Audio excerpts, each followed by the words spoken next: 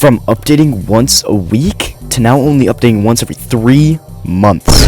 Today, I will be explaining the rise and decline of my favorite Roblox game, or previous favorite Roblox game, Basketball Legends. To truly get the meaning of the rise, let's go all the way back to the start. It started on July 31st, 2023. The game started out as just another NBA knockoff game, like a few other variations in the competitive run for the top placement of the Roblox For You page. Now, there was something different about this that any other game had at the time. Yes, most of the basketball games had the shot bar, but Basketball Legends reinvented the gritty. Not only would you have a small celebration with later added emotes such as the gritty or the take the L, but also included an effect. Now, this was one of the biggest reasons BL did so well. Not only does it give their game a twist, but gave them a way to gain profit. But that hasn't really seemed to come in handy. If you can't tell already, just keep watching the video, you will soon realize. Now, they first released the skin and effect crates, which were in the game until around a year ago, and then they got removed for new ones. These introduced the first legendary item rarity, therefore giving a reason to open the cases, right?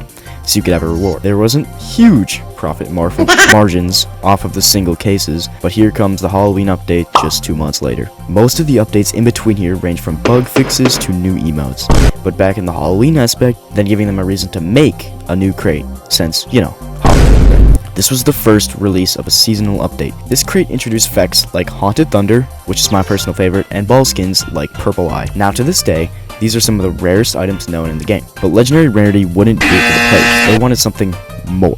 Therefore, the developers released the Mythic Rarity, all starting in the spring update, with the case including the first Mythic effect, Roaring Star. But not only did the players like the new content, so did the people that created their own YouTubers. YouTubers started growing right around this area with all sorts of new videos ideas ranging from unboxing a mythic, which was big because new mythics, right? And 1v1s, but if I lose, I have to give away that mythic, which was a big idea. But this didn't last for too long, after you started running out of ideas because they started slowing down updates more and more.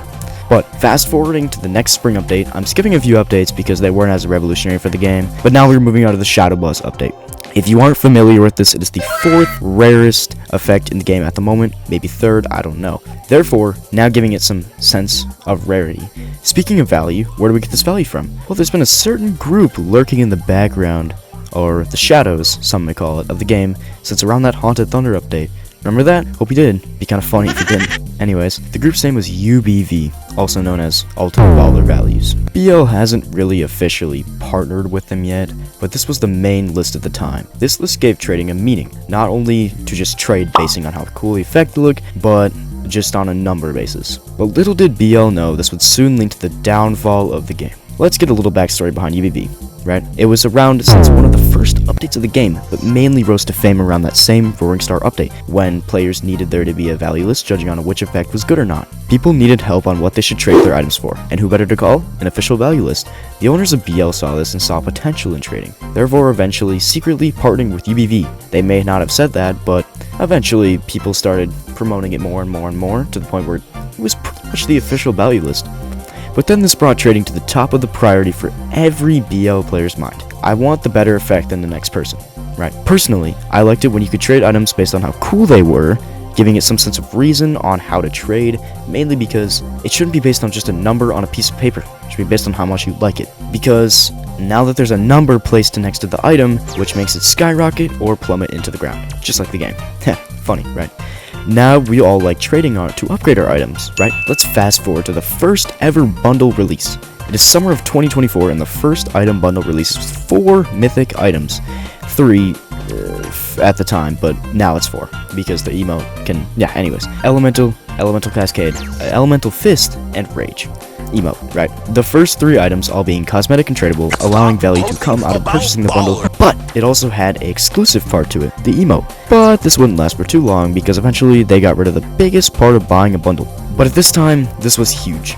You got an emote most people wouldn't have or ever get for that matter because the bundle was so expensive. And also, once the bundle disappeared, you couldn't get it. Now, the items themselves, yes, they were mythic, but they didn't have the same value as older mythics, such as updates like the Sun or Crimson Eclipse. But moving out to the emote itself, it was a take from Travis Scott himself doing the microphone above his head stun at one of his concerts. Or in hindsight, the Fortnite emote. All this is cool, but what is the cost? Depending on your country's currency, mine being US dollars, costs around $40, 4,000 Robux, whatever.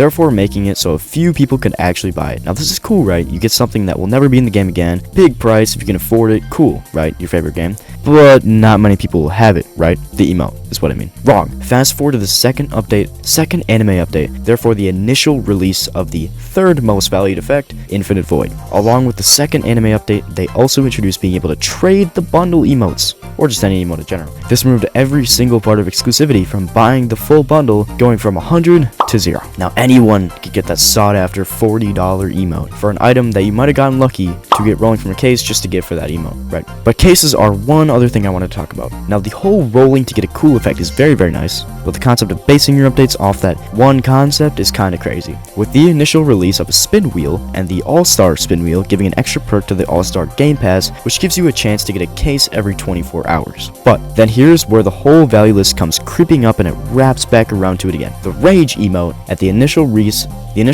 of being able to trade it got around 1.5 to 2 million value, equivalent to the value of half of Void, which I mentioned earlier. But after about 2 weeks of it being able to be traded, it didn't even get one enchanted. It went down so far, which is enchanted is one of the other effects from the Haunted Thunder update, the first Halloween one, right? This drop was so crazy, it had me thinking, how could one item be worth so much but drop to so little in the next few weeks? Just the thought of basing a value off what people think is great, but I feel like some of these values are just a little bit off the rails. Now you may have a few skins and effects that would take weeks to obtain. If you didn't have stuff for it already, sometimes I wonder where would the game be today if it had never implemented a trading feature in the first place. But now on to the last part of the video. Everything has pretty much already been explained, but I wanted to mention the biggest thing first, the bundles. I personally love the idea of bundles. Yeah, of course, there are arguments about the price. I feel like you could scrape that together in an afternoon of just working your average 95. I'm just kidding. But the main thing I have against is that they lost profit margins whenever they started making emotes tradable. Players now had the mindset, instead of, I have to buy this now before it goes away, oh, whatever, I'll just trade for it for free whenever I need it. Which still could never happen, because they might not be able to afford it, but there's one reason I see they would do this, to give others a chance to own the emote, right? But why not just make it a buyable emote for less Robux? What I mean is like just the emote itself, not the bundle, just the emote.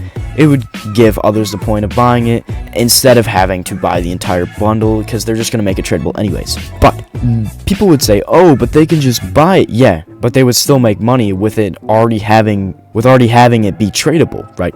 They would probably make around 50% less, but I mean they're already getting nothing anyways. So one other thing I would add is that so there's less